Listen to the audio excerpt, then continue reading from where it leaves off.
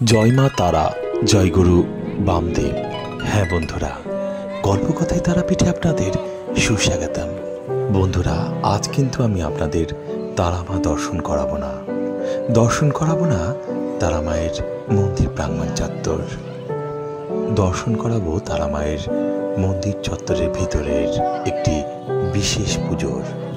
গ্রামীণ বাংলার হিন্দু ঘরের মহিলারা সন্তানের আয়ু বৃদ্ধি এবং মঙ্গল কামনায় এই ব্রত পালন করে থাকে।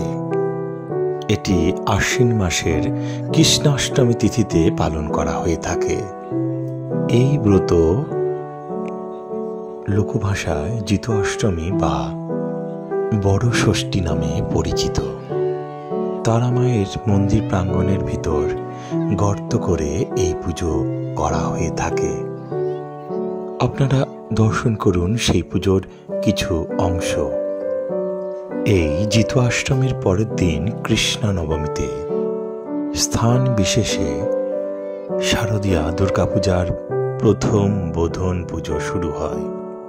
এদিন তারাপীঠের স্থানীয় লোকেরা তারামায়ের মন্দির চত্বরে পাটকাঠি আগুন দিয়ে জ্বালিয়ে প্রথমে তারামাকে সেই আগুন দর্শন করায়।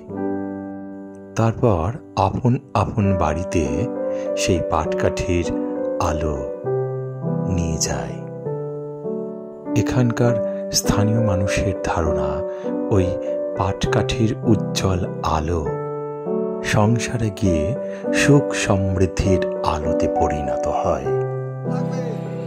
জিতু অষ্টমী উৎসব বা জিতিয়া উৎসব বিভিন্ন উৎসবগুলির মধ্যে জিতিয়া উৎসব হল বিহারের একটি জনপ্রিয় উৎসব। এই উৎসবটি সাধারণত পশ্চিম উড়িষ্যা অঞ্চলের একটি সুপরিচিত উৎসব। যাক, সেসব নিয়ে আজ আলোচনা করছি না, বরং আপনারা দর্শন করুন তারামায়ের মন্দির প্রাঙ্গণে জিতু অষ্টমী বা বড় ষষ্ঠী পুজো। আর বন্ধুরা, সবশেষে দর্শন করুন আনন্দময়ী তারামাকে।